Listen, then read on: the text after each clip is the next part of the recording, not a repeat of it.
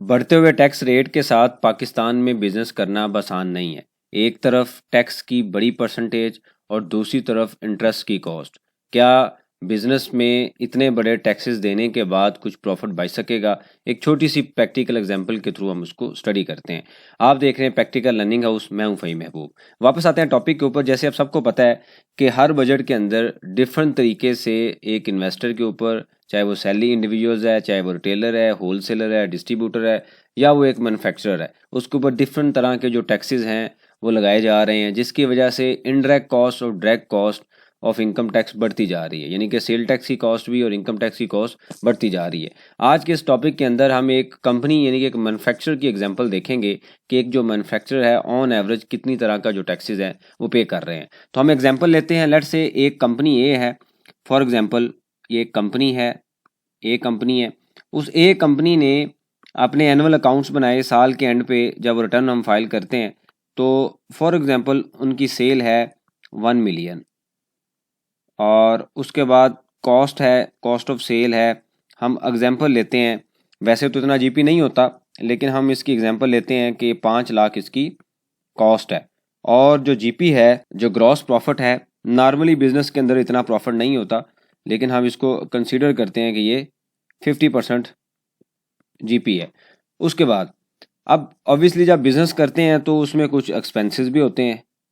तो let's say उनके expenses हैं 3 लाख फॉर एग्जांपल।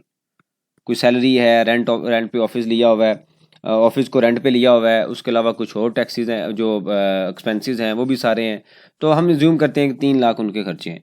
तो प्रॉफिट बिफोर जो टैक्स है वो फिगर आ रही है 2 लाख की।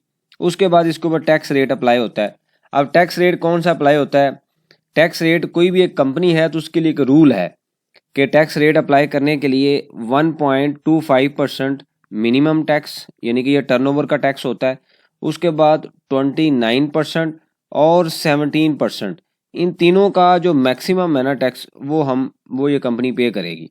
तो हम अज्यूम करते हैं कि ये 29% टैक्स पे कर रहे हैं फॉर एग्जांपल। तो 29% अगर ये टैक्स पे कर रहे हैं तो 29% एक इन्होंने टैक्स देना है एनुअल। उसके बाद एक सुपर टैक्स भी आ चुका है जिसके ऊपर हमने लेक्चर देखा है कि अगर वो सर्टन प्रॉफिट से ऊपर निकलते हैं तो सुपर टैक्स भी पे करना है, जो कि 4% से लेके 10% तक उसकी परसेंटेज है। तो लेट्स से हम ज्यूम करते हैं कि ये एक मिडिल स्टैंडर्ड का बिजनेस है जिसका प्रॉफिट जो है वो अच्छा प्रॉफिट है, हम कह सकते हैं कि थोड़ा बेटर प्रॉफिट है। तो फॉर एग्जांपल मैक्सिमम अगर स्लैब पे भी आते हैं तो ये 10% इन्होंने सुपर टैक्स भी देना है। ये इनका आ जाएगा नॉर्मल टैक्स, यानी कि जो इनकम टैक्स है, और ये आ जाएगा सुपर टैक्स।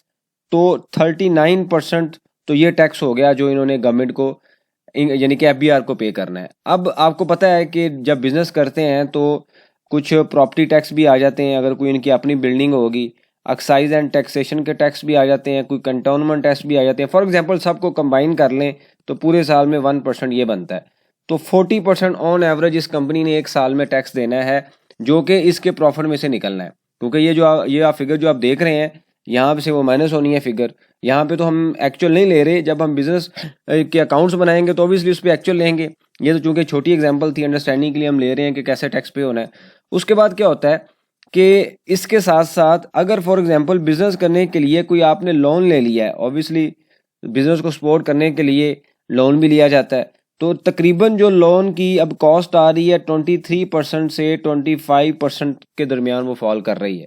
तो हम अज्यूम करते हैं कि आपने 25% पे लोन लिया हुआ है, तो 40% टैक्स है, 25% इंटरेस्ट कॉस्ट है, तो 65% आपका ये खर्चा होगा जो आपने कुछ भी नहीं किया, सिर्फ लोन लिया, बिजनेस किया, इस सेल को जनरेट किया, कुछ खर्चे पे किए, और इन खर्चों के अलावा आपने 65% जो है वो 25% बैंक को देना है, और जो 40% है गवर्नमेंट को पे करना है। अब मुझे आप बताएं कि एक बिजनेस है जिसमें मैंने ऊपर एग्जांपल ली थी कि हम अज्यूम करते हैं कि ये बिजनेस 50% प्रॉफिट ले रहा है। अब आपको पता है कि अभी जो प्रॉफिट की रेशो क्या होती है, नॉर्मल 20%, 30% या मैक्सिमम 35%, 40%। हमने यहाँ पे हाई परसेंटेज ली कि ये बिजनेस अच्छा परफॉर्म कर रहा है, इसका 50% प्रॉफिट है।